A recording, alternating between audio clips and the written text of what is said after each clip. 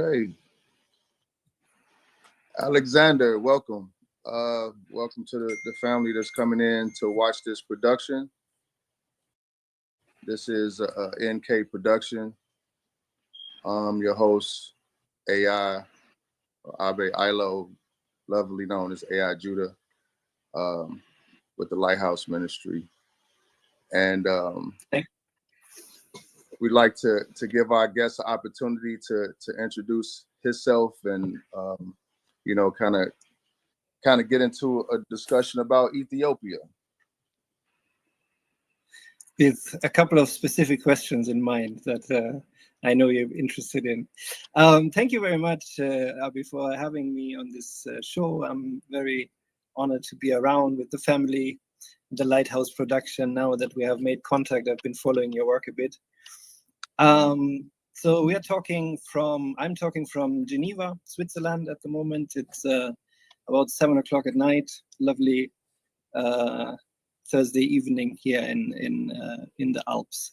I am in Switzerland at the moment, but I do work at UCL in London, University College London. I'm with the history department. I have been working on slavery in Ethiopia for quite a while now, starting with my PhD, which I finished in 2016. I've been sort of in touch with the question of slavery and sort of intergenerational existence of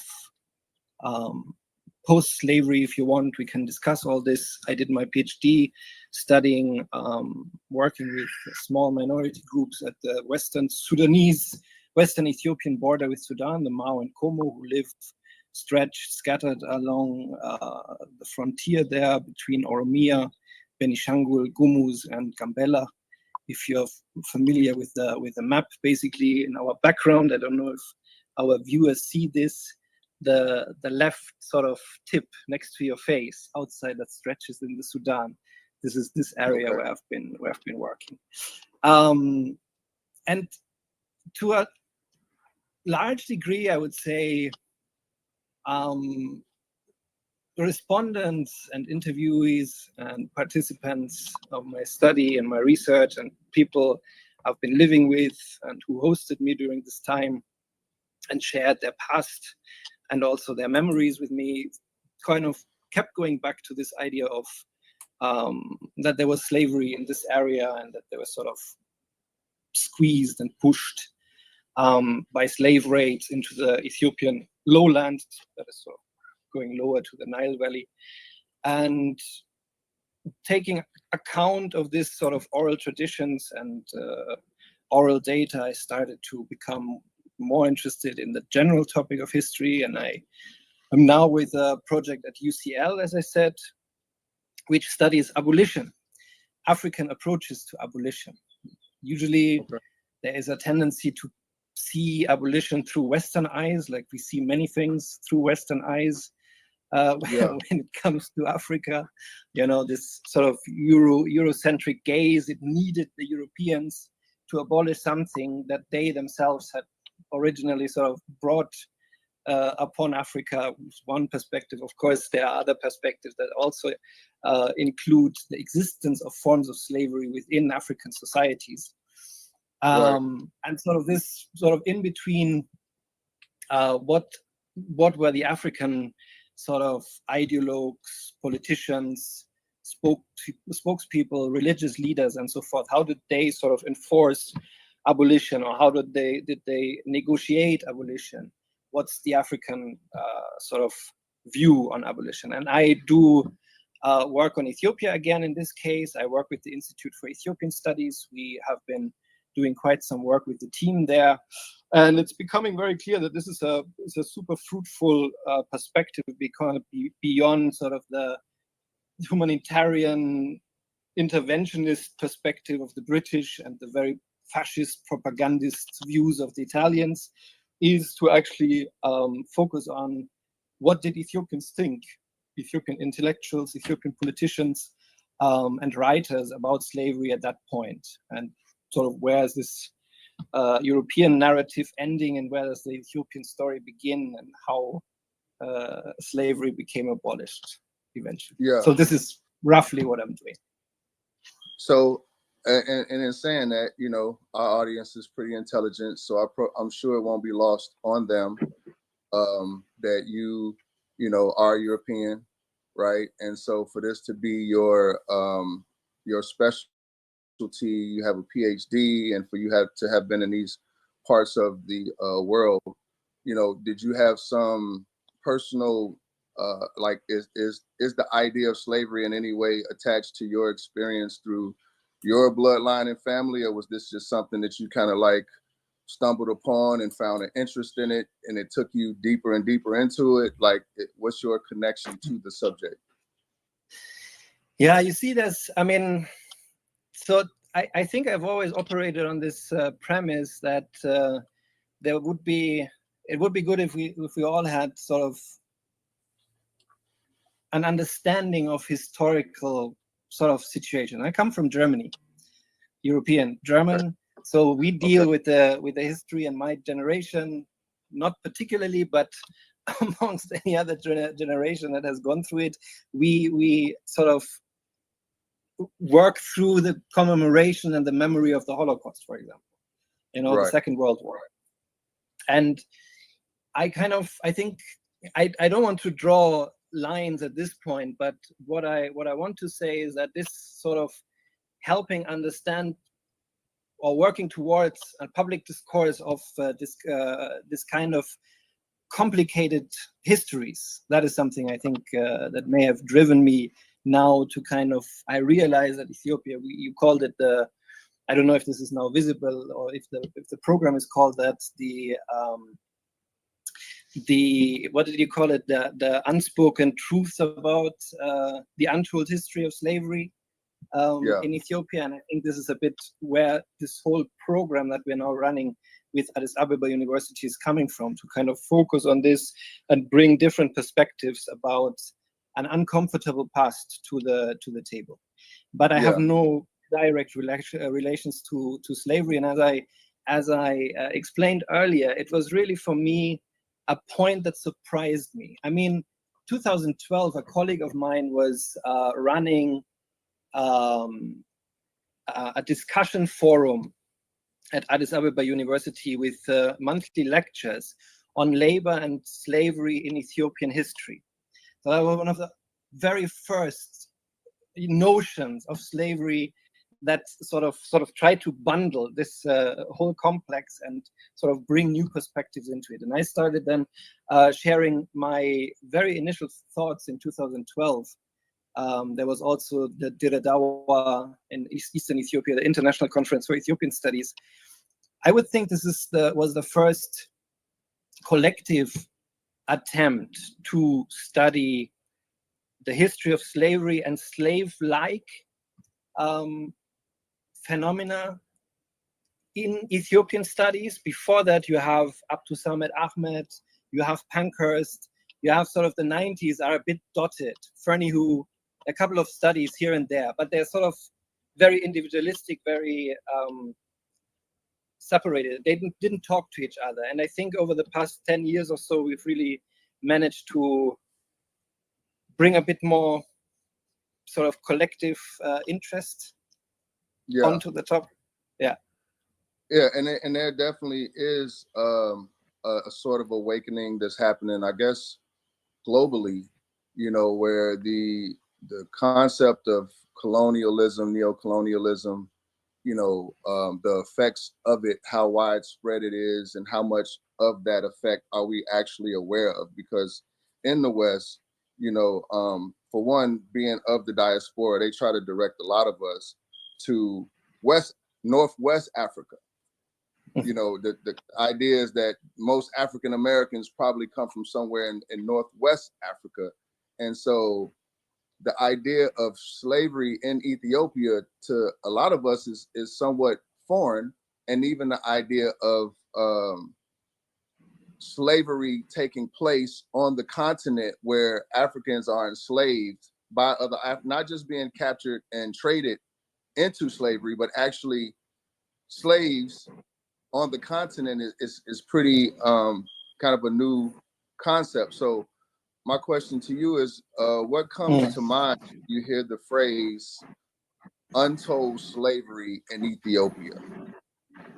Mm. Well, yeah, the topic is really well chosen, I think. But the question I had when I saw the idea of the format first was, at what point in time is it untold? Because to be very honest, between the 1920s and 1930s, you literally get the idea or the sense that Europeans had nothing else to talk about but about slavery in Ethiopia.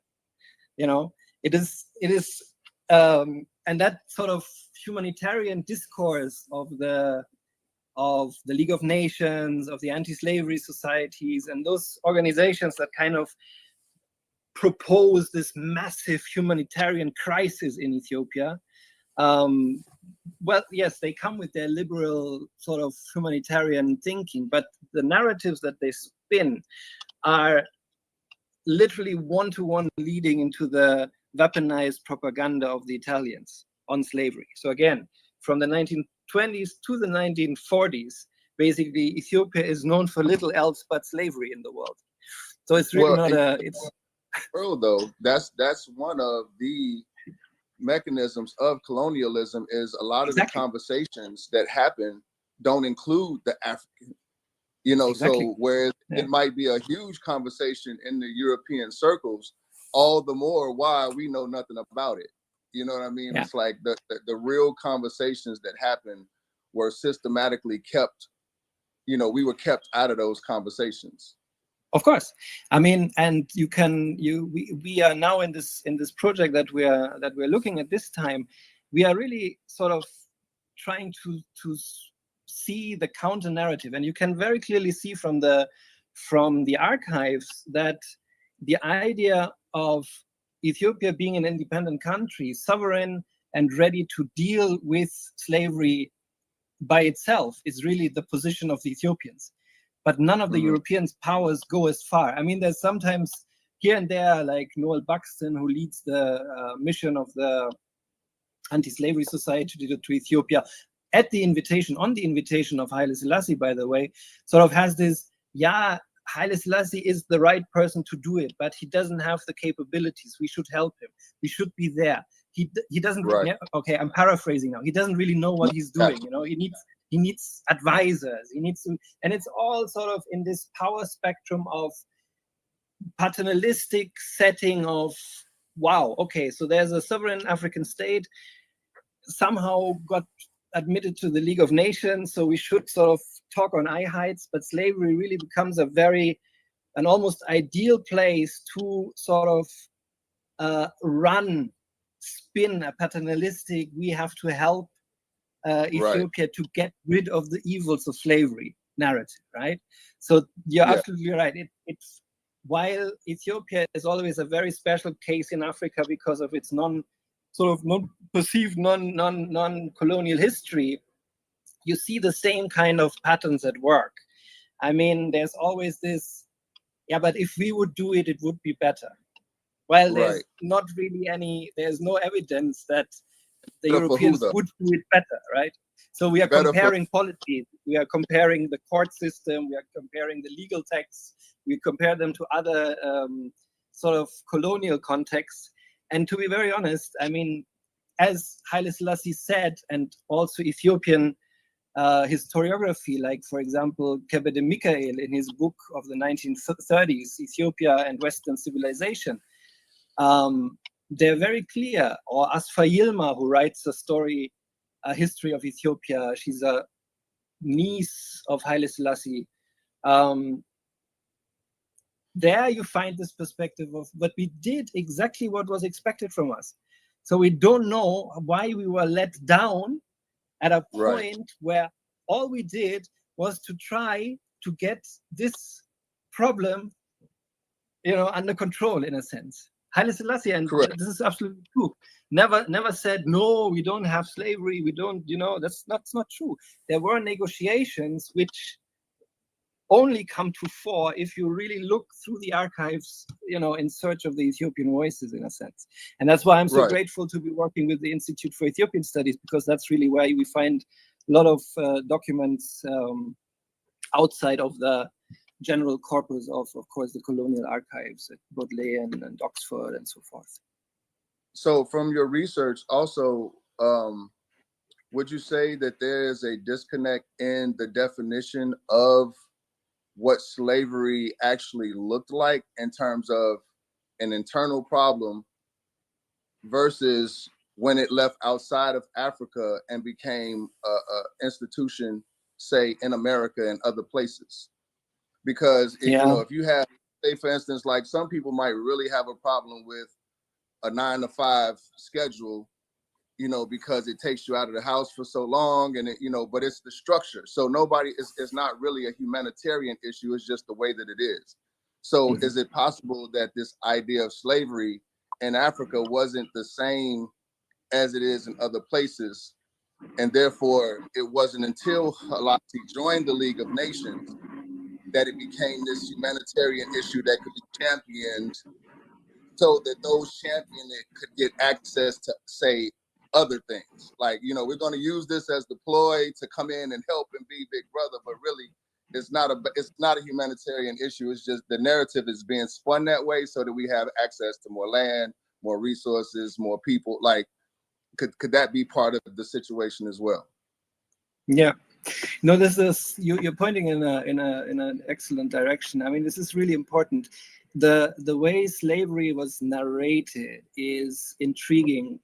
Like, if you go back to the 1840s, for example, some of the first missions to Ethiopia. Ethiopia at that point is not the empire that it becomes later on. It is more or less a conglomerate of kingdoms in the Ethiopian highlands, Semitic-speaking, sort of stretch between Shoa and Tigray, if you want. And then, so the first missions, they enter the courts of certain rulers, usually. And one's very prominent is Sahle Selassie, the grandfather of Menelik, later Menelik. And he is sort of the king of Shoa at the time. His court is in Ankober, and as William Cornwallis Harris is bound to write a treaty of friendship and commerce with Sahle Selassie. It's about getting access to the hinterland, having sort of set foot gradually at the Aden coast. I mean, opposite on the Red Sea side, and then slowly sort of getting the head around. And they are very. I mean, the mission, the Cornwallis mission, if you want, is very fascinated with slavery and how it exists. And there's one, and from there, I think, as far as I can trace, is originate this idea of benign slavery. So Cornwallis says very clearly in 1840 in his book, this is not the horrors of the Caribbean or American slavery that we know. This is sort of serfdom. Slaves are held, in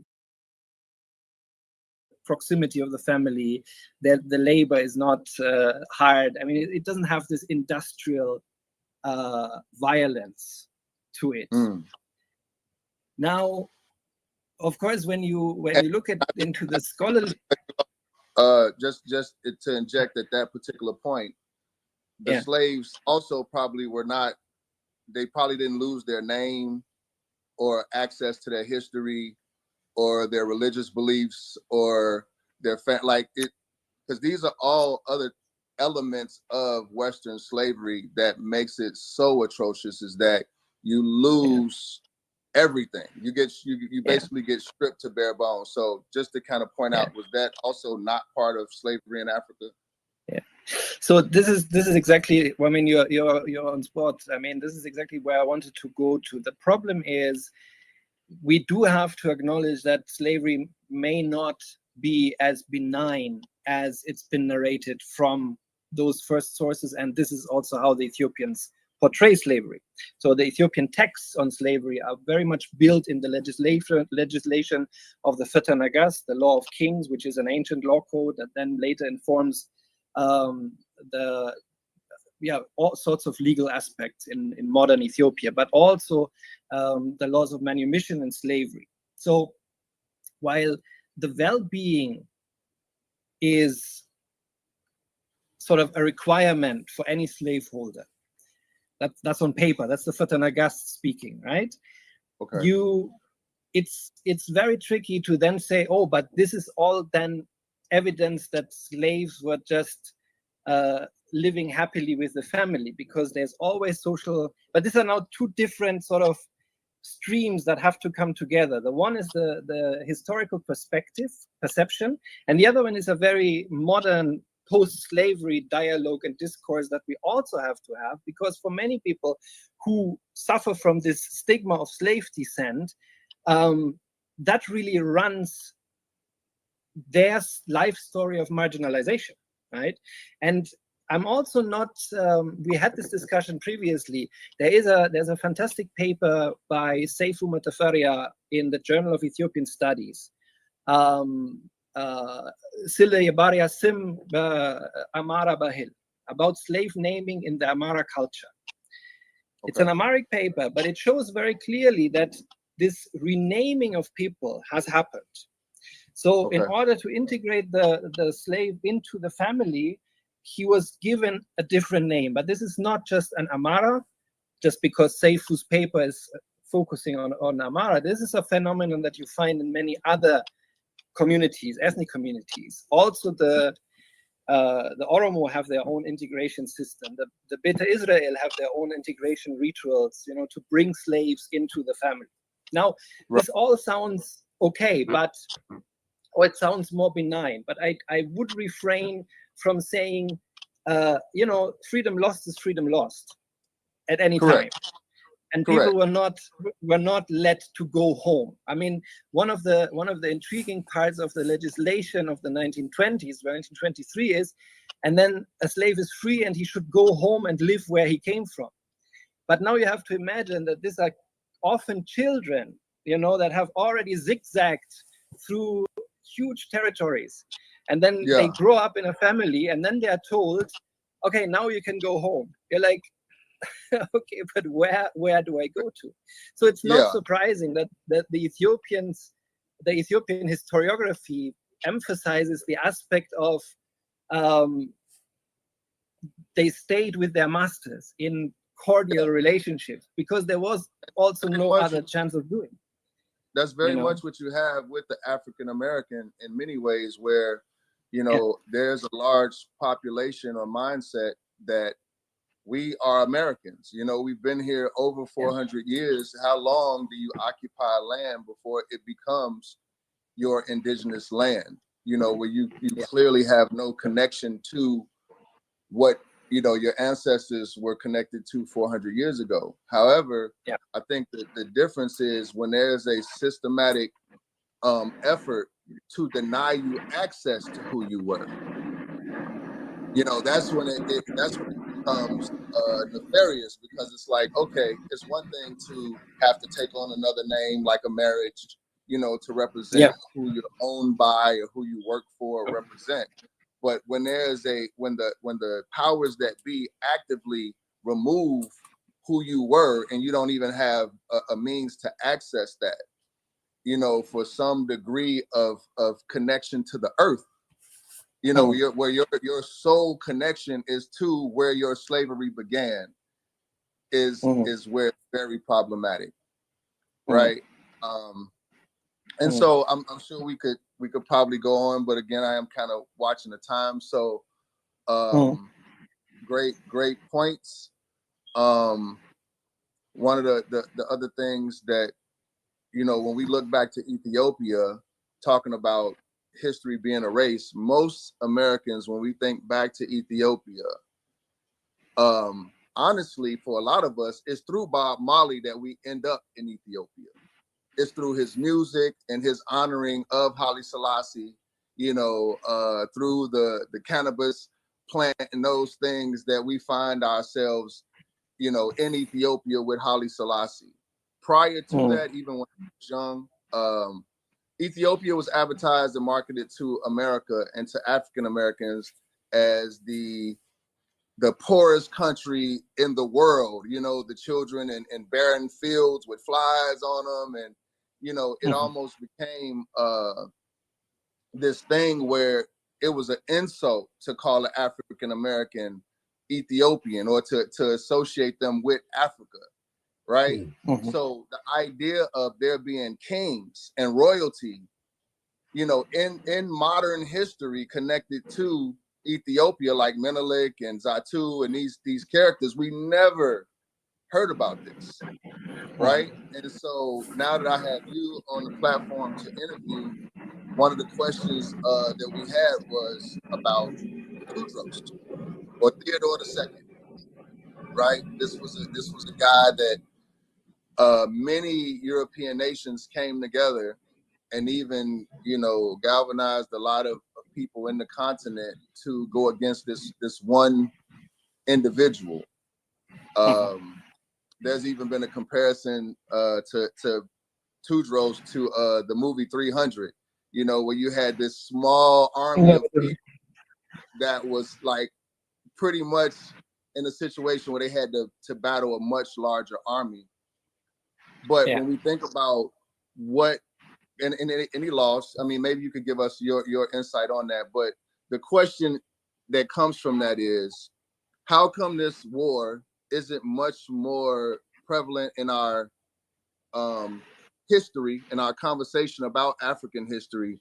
And why wouldn't, with so many different countries being involved, why wouldn't this be viewed more on a global scale as a world war, considering that the artifact, I think it was how many thousands of elephants and donkeys was used to remove the gold and artifacts. Like, these things are still in major museums and collections around the world, generating millions of dollars, but this was never considered to be like a world war or something on the scale of a world war. What would be your what would be your take on that? Yeah. Well, again, very interesting question. Of course, Theodore sort of is seen as the unifier, the first sort of to end the Zamane Mesafint, this sort of warlord conflict that ravaged the Ethiopian highlands, and he brought sort of these different kingdoms together under his crown. So the history of Theodore circles very much around that. Of course, I think it has a lot to do with what's being remembered. So because Ethiopia is being remembered for the Battle of Adwa in many circles, I think the question of Magdala has sort of lost to that, in our conversation, which is quite curious from an academic standpoint, because there is, apart from, I come to the question of the World War, but what is absolutely clear is that it's the first, and this is not from me, so I'm quoting Volker Mattis here, who wrote a very interesting book on the siege of Magdala. It has been translated into English. You can get it with Wiener publishers, I think. He said it's the first mission, or the first war where you had embedded journalists. Like, you have so many writers and sort of, travel writers, explorers, researchers in that entourage, and Stanley being one of them, writing for one of the newspapers in London. That same Stanley, right? Yeah. In his career there, he's one of the journalists. You have Austrians, you have French, you have the British. Then, and at a time, and this is why I say it's a question of the historical standpoint, or where you are in history, in a sense, and what else is sort of your fixation or your point to think about certain things. This imagination of the colonial war for the first time going against an Ethiopian emperor in a pontifical mission to show the savage lords who the Queen of England is, and not to show him not to gamble, diplomatically, which is outrageous at that time. I mean, it's a misunderstanding. I mean, yes, there were it's hard to sort of discuss the hostages away, but apart from that, in what I wanted to say, in this colonial narrative, you have Rudyard Kipling's Jungle Book, the original. When you read Tembo of the Elephants, the old elephant is actually narrating about the campaign of Magdala and how he carried, how he was brought from India and carried the huge gun and other stuff on his back up. Are you talking into about the the Disney's? Are you talking about Disney's Jungle Book? No, no, no. Yes, Disney has done the Jungle Book, but it's just a very small portion of the Jungle Book. The original Yeah. Jungle Book by Kipling is a collection, an anthology of fables where basically animals talk about stuff and the animal kingdom, basically. You know, Okay. and there's one story that is Temple of the Elephants. That is that one of the elephants was actually in Ethiopia. This is just to say that there, at a certain point, I think this really captured the hearts and minds of the European public. Again, like you were saying in the beginning, you know, stories are being made. They're not a historical study that we remember is there because somebody takes the effort to actually keep it, you know, give it weight or worth or whatever. Correct. So I think there you have a bit of this, why is it so overshadowed in a sense?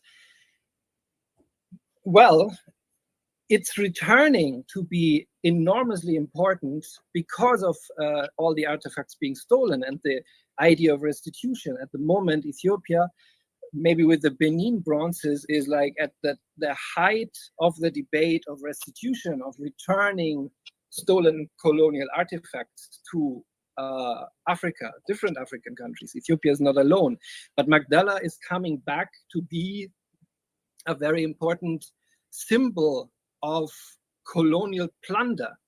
And the word plunder comes from a book, Loot and Plunder. That's the story of Alemayu Tedros, the son of Alemayu, of Theodros, sorry, who was taken to Britain with General Speedy, and then very soon died in captivity. He wasn't the only one. In our circles where we discuss anti-slavery now, Warkene Eshete, who is then known as Dr. Charles Martin, who becomes a physician for Menelik coming from India, is also one of the victims of that. He's found in a field, abandoned by the family, or potentially the family being killed, and he's also taken back to Britain. But he doesn't die. He makes a career in the British service, gets to India, becomes a doctor, and then goes to Ethiopia to become one of the prolific statesmen of the Haile Selassie area, including being his advisor at the League of Nations, including being one of his main editors at the Berhane Nasalam newspaper, one of the big sort of shining intellectual products of the Haile Selassie time, where modernization ideas are being discussed. And Charles Martin Warkene is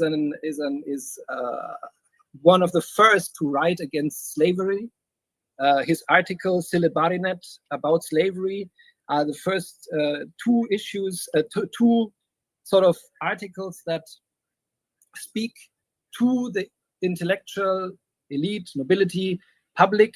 I mean, not everybody reads in Ethiopia at the time, so you have to be careful with who you're writing for when you write a newspaper. But, you know, in this sort of elite society, he's the first to actually write, now let's get rid of it. We have to free our slaves. You know, we should not do that. It's not right. One of the questions that comes to mind, you mentioned the people that Tewodros had, I guess they were from England, that he had them captive, but they had homes, they had servants, they, you know, according to the Siege of Magdala, the book, you know, they were treated well, based on his relationship through writing with Queen Victoria.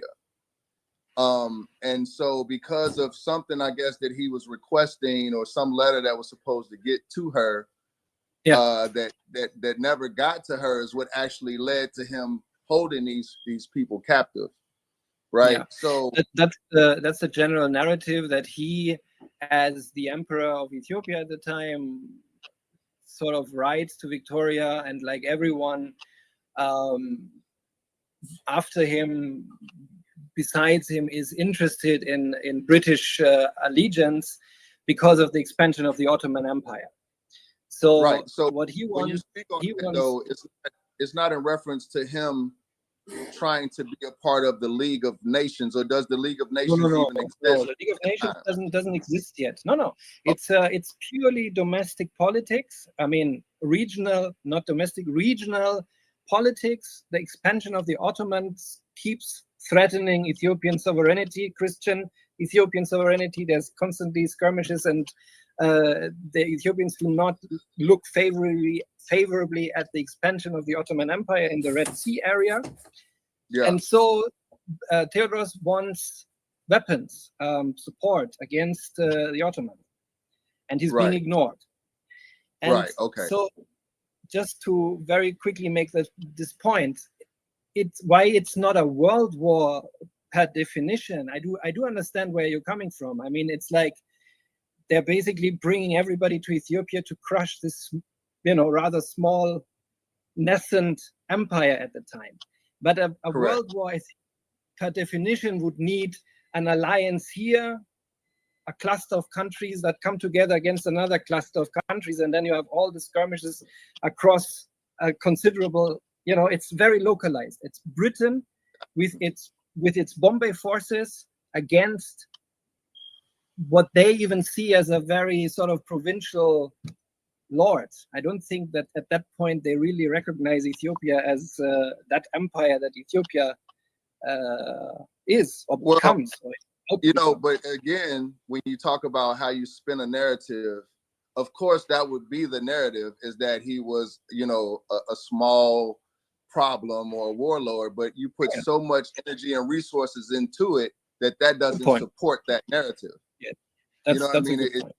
It's pretty counterintuitive. And then also the fact that you said that it's up for debate about restitution, but how can it be up for debate against those that claim to have moral authority? Like, if you're using your position of moral authority to go and, police other lands, how can it be a question of whether you need to return things that don't belong to you? You know what I mean? Like, why is it a debate once it's in your hands? I see your point, but I mean, you also see that there's a bit of a shift, and the debate is gradually encroaching also in the public sphere and the public understanding. It gets more coverage in newspapers, like, popular news outlets, and you have debates within those institutions. Some are fruitful, some basically are blocking or sort of trying to protect the status quo of their colonial past, sort of sealing it off. But I think, it's a gradual process. It's not like these things, they take time, like you have to see both sides. Of course, you first of all need to start and convince people that there's something that hasn't, that wasn't there in the 50s mainly, or 60s. Yeah, 60s. Okay, that's where it potentially starts to trickle in, but it takes an enormous amount of time to convince a European that the colonial history was actually not as great as they were made to think. That's the problem. That's our problem with our past. That's us Europeans having to come to terms with what we've done to the world, right? And that's not. We talked about uneasy histories or uneasy memories or something like that in the beginning. I think this is also part of that. How do you get people to understand that they're being Eurocentric when they think, but why would it be better kept in Africa? It's when the British Museum, I'm just naming any museum here, I don't point fingers, is basically the best place since 1880 to display this stuff. Well, part of the issue comes down to when and again, being a European is like when you can say, okay, well, if it wasn't for us, would these artifacts even been preserved and taken care of the way that they have? We've done such a great job of keeping this history alive and available for the public, right? And so, like yourself, that is into the facts and history and really getting to the meat of it, would you say that there's a level of, for one, for younger Europeans that don't necessarily support the idea of slavery, they see that it's a crime against humanity or whatever, is there an effort to say, wash their hands of the doings of their ancestors when it comes to slavery? And how can you accomplish that and still celebrate what you consider to be the accomplishments? How can you hold on to the quote unquote good parts and negate all of the negative? Yeah, no, but that's exactly what I'm saying. This is a process that is only just beginning, because in the first place you need to you kind of have to come out of your silo and understand that keeping it in Europe makes it inaccessible for the better part of the world, and mainly for the part where it's come from, because we have immigration laws, and we have a whole industry of embassies and visa sections that basically are trained to keep people away from coming and seeing this kind of stuff, right? Right. But what I wanted to say is it's a gradual process, and while you are, and I completely agree on the broader line that you are framing. I think with university programs, with digitization programs, that may not be the best of solution, but there starts a process of coming together a bit, closer. Some things are being returned.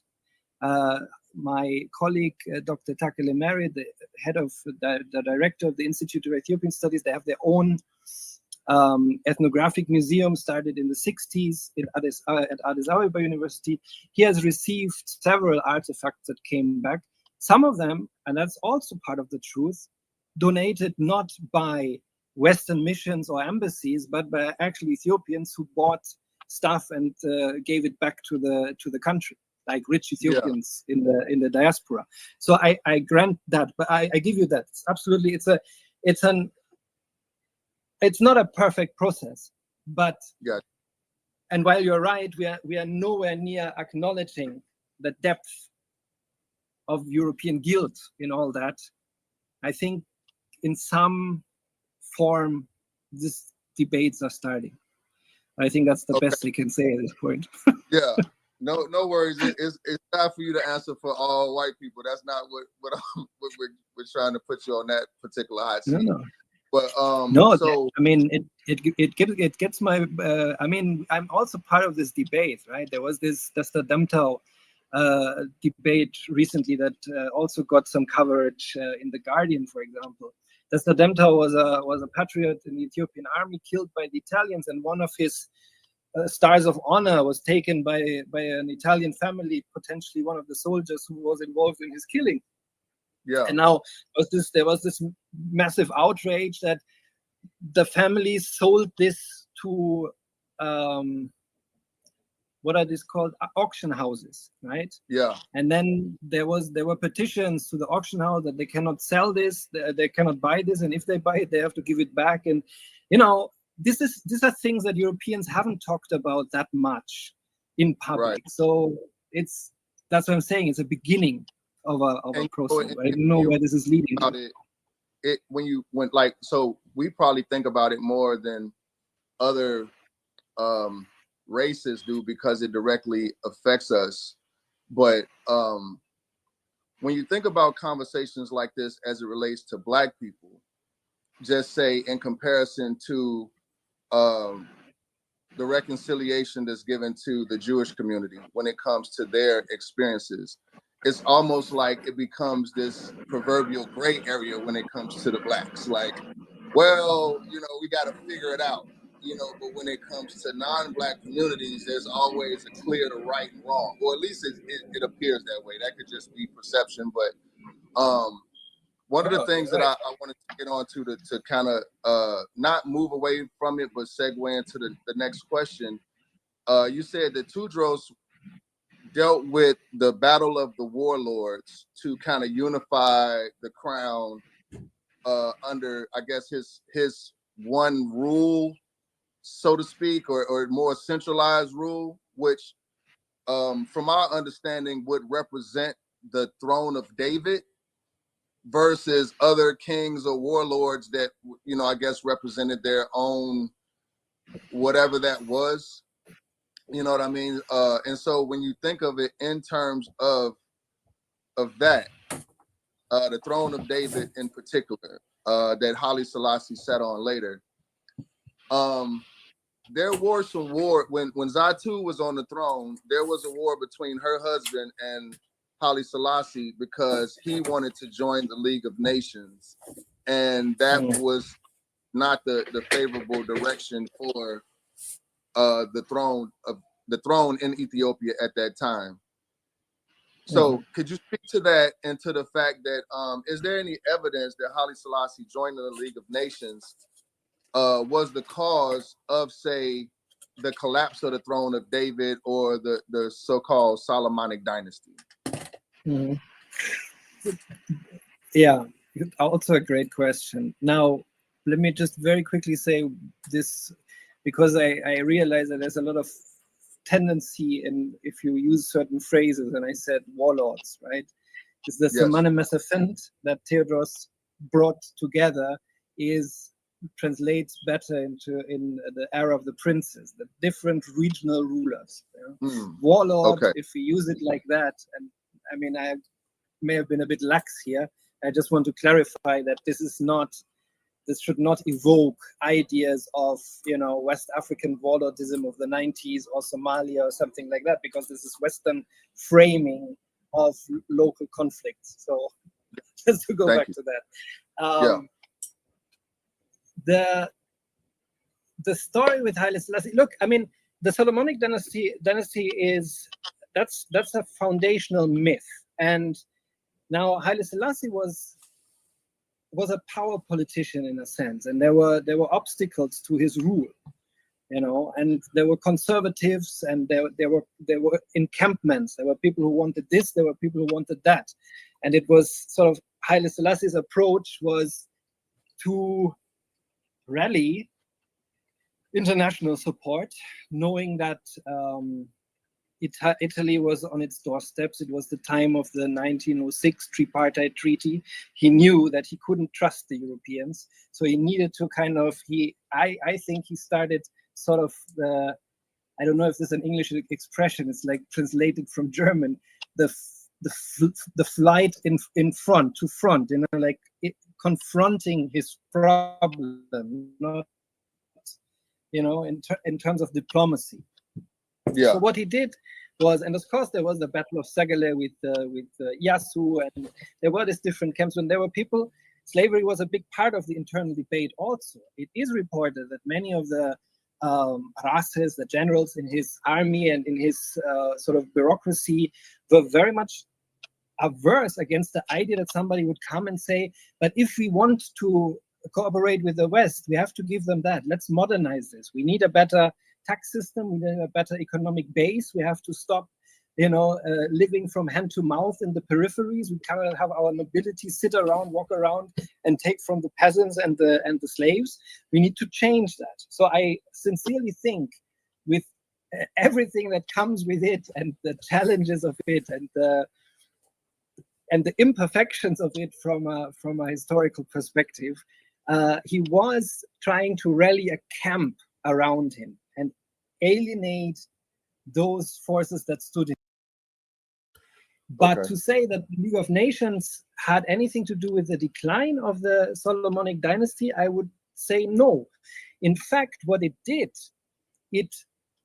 once all this was won and he was crowned Emperor of Ethiopia, he was at the absolute height of his power. While, of course, you can say the dogs were barking and the caravan just moved on. There were so many voices that said, oh God, now this guy, he doesn't have Ethiopia under control. There's slavery everywhere.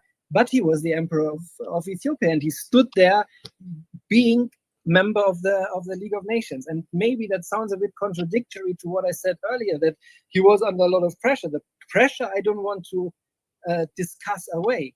But nonetheless, seen from an Ethiopian perspective, he manifested his power, and his power was inscribed in the Solomonic, the founding myth of the Solomonic dynasty. And he was the emperor, Negus, the king of kings in the line of Judah.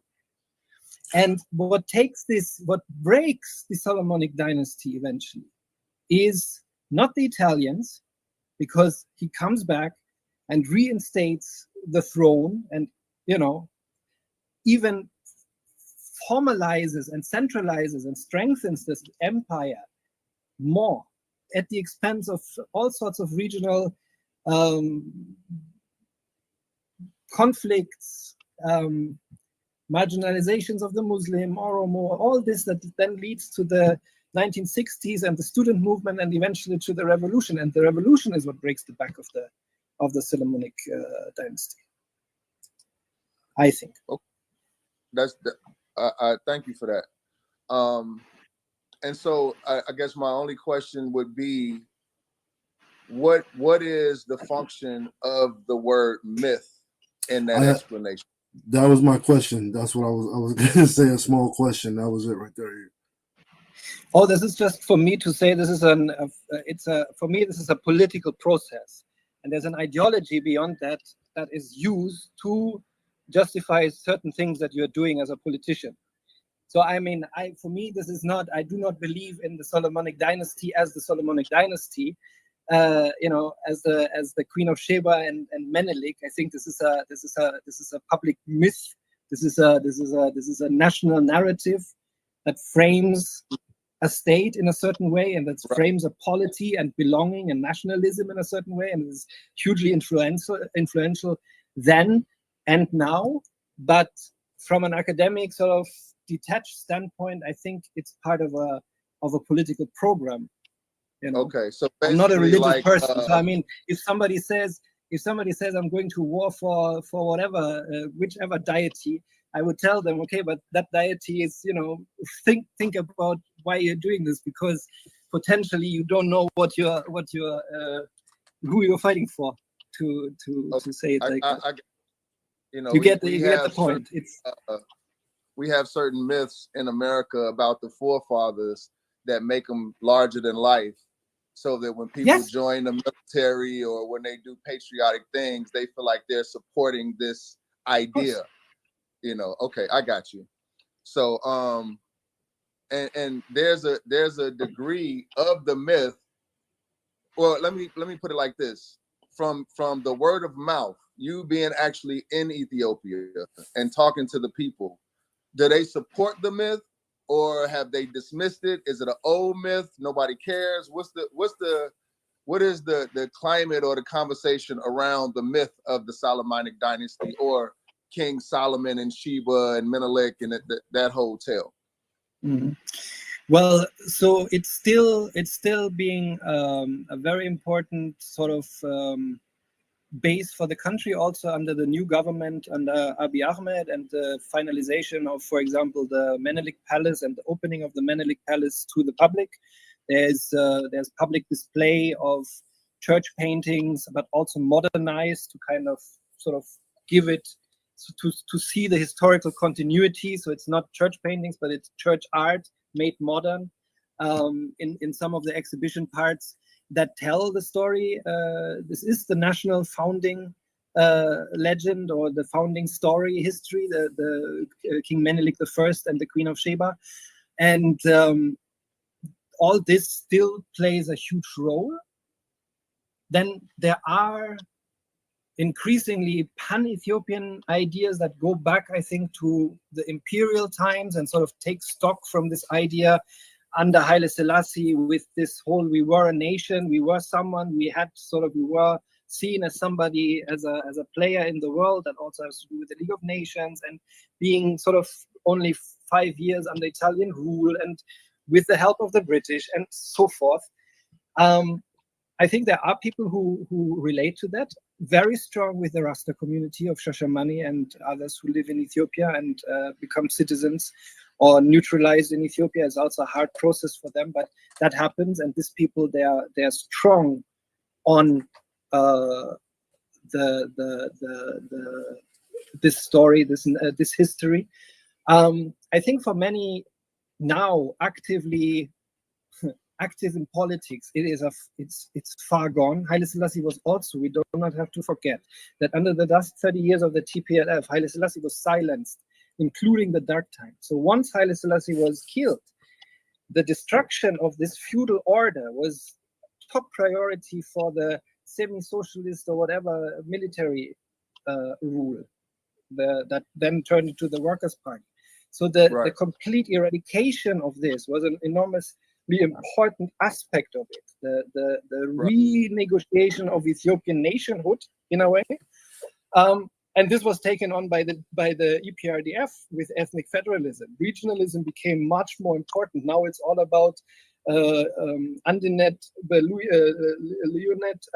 unity in diversity discourses that have sort of guided this. There's no mention of Haile Selassie. It was even sometimes it feels like we are in a time now where more research on Haile Selassie is coming back up, and more public interest in Haile Selassie is there and allowed than it has been in many years before.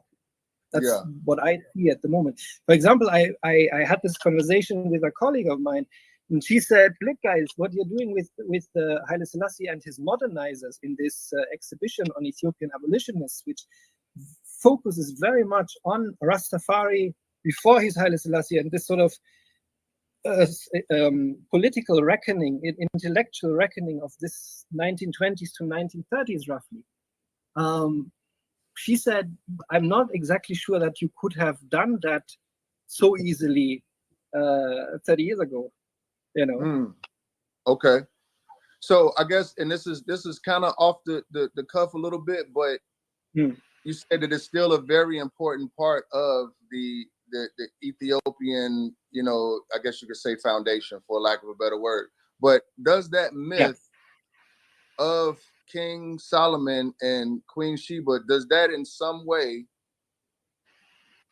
from a spiritual myth standpoint, connect Ethiopia to Israel? Well, it's in a way it does. You know, there is the Ethiopian diaspora very early, the ecclesiastical diaspora in Israel in the medieval times. There is connection in this sort of realm. The Coptic Church, also together with the Catholics, Ethiopia had an enormously singular standpoint in the rest of Africa. There is this myth of Prester John, you know, this idea of the African king that sits on a tremendous amount of golds. Ethiopia being part of a Christian culture was enormously important in the way Ethiopia was perceived for centuries, and it is still now. It's just that now we're also dealing with so many political processes, and then there is the whole famine imaginations and all this sort of images that we have given to Ethiopia. But depending on where we look in time, Ethiopia was a very, very special place based on this history of Christianity. So Absolutely. with that in mind, how common was it for Ethiopian slaves to be exported or used for trade with other African nations? Well, so there is obviously evidence in the name Habash, Abash, Alabash, Abashi, which runs in the Indian Ocean, Arab, Red Sea areas, which designates people from the Horn of Africa inland mainly. So there are, but this is a blanket term, so you never exactly know where you are. I mean, this is really difficult to then pinpoint an exact location of people. But Ethiopian slaves played an enormous role in the Indian Ocean areas, in the Red Sea areas, in Arabia. Slaves from Ethiopia were traded to the Ottoman Empire. They were in Egypt. Again, depending on the time, eunuchs from Ethiopia became massively influential in Islamic courts in Saudi Arabia. There is this story of, that's now not an African kingdom and neither is Saudi Arabia, but there is the story of Malik Amba, who is a Gujarati sultan, and he is from slave descent, and one of the books about his life say he's potentially from Kambata. Another account says he's from Hara, which is east, and then Kambata would be southern Ethiopia. So depending on the time, Ethiopian slaves played a role as silent commodities and sort of come to life through accounts, through stories. Then when this whole exploration of the Horn of Africa begins, many of the travelers, missionaries, they were hugely dependent on manumitted or liberated slaves, or even bought slaves themselves. They were informants because they had come from very different parts of the country where the Europeans had not yet been able to go. So a lot of stories that are being taken word to mouth from the mouth of former slaves, who tell them, okay, there down there's this, here's that, there's this. These people are called that. Then you cross this river, and then you end up with these people. And I was a farmer here, and our king was that. And then my father sent me to herd the goats, and then I was kidnapped by the so and so. And all these stories exist, right? I mean, so slave voices, while often sort of overshadowed by larger political contexts, are hugely informative when you find them, when you read against the grain, maybe a little bit. Right. And so what's interesting that is that, when you think about, like you said, there were a period of time where the majority of the population in these African areas, well, first of all, Ethiopia is probably a lot bigger than most people might imagine. You know what I mean? It's not necessarily a small landmass. And then you have the Western influence in terms of changing the names, where, Abyssinia may have been the name that it was referred to by the native tongue, but then, through missionaries or whatever, it became known as even Africa or Ethiopia. There's even an argument that at one point in time, all of Africa south of Egypt was considered Ethiopia because it just meant burnt face, all the way to the Congo. I've heard this particular argument too. So when you think about Ethiopia in terms of the transatlantic slave trade, and what was going, I lost my train of thought a little bit because I had a very specific question that I wanted to ask you regarding that. But is it possible that what is the probability that slaves in the transatlantic slave trade were taken from the shores of other places, but that they originated in Ethiopia? So was there a migration of Africans out of Ethiopia that could have lent to the population of the slave trade, say in the West or in other parts of Africa? Also, so there are a few things here. One is Ethiopian slaves become are many in Europe in missionary societies.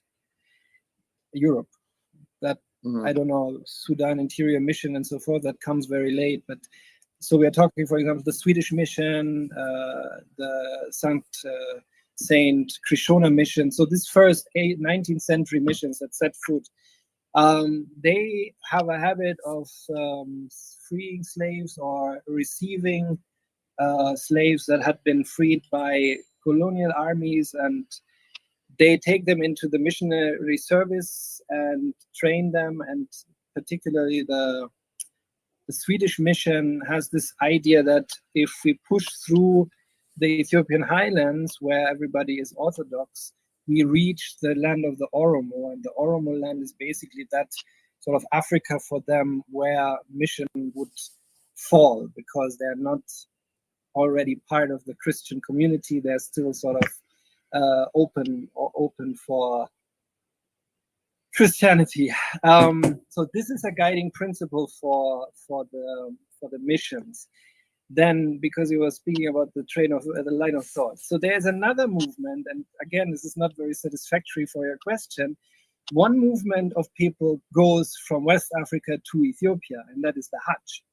Many slaves end up in Ethiopia because, not just slaves, like people on the Hajj, some of them just settle in Ethiopia. The reason, for example, why we have the Tijaniya Muslim Brotherhood in Ethiopia is because this is Fulani imported religious teaching, Islam, and that took hold in Western Ethiopia in some pockets. There are the so-called Falata, Takruri.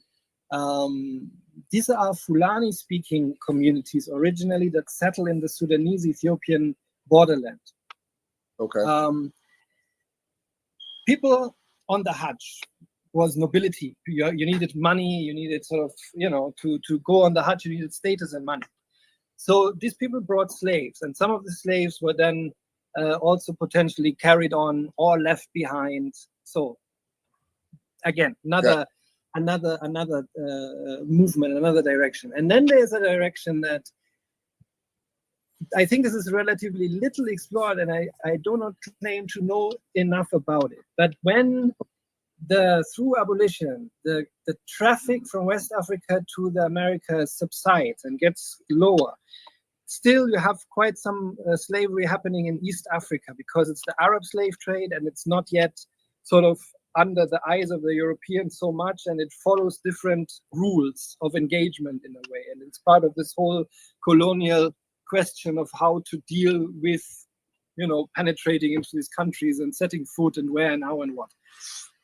So this happens, and there is a paper that shows that during the time where the West African trade subsides, the East African trade through the I want you to see my hands. I see. I was a bit slow on the thing.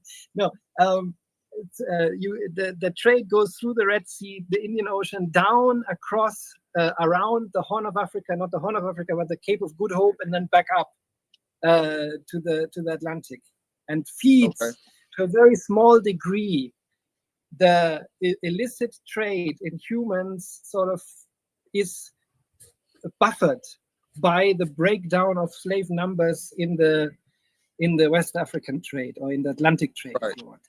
And But when you I say cannot. to a small degree, you mean in comparison?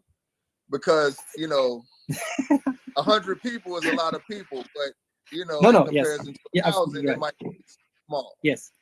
If you take it, if you take the magnitude of the Atlantic slave trade from the 16th century onwards, then I guess it's a rather slow percentage of that. But still, there were people potentially trafficked from East Africa around the Cape of Good Hope and still ended up in plantations or in slave conditions in the Americas. That's supposedly, but I'm not an expert in that. This is statistical data that I only know from papers.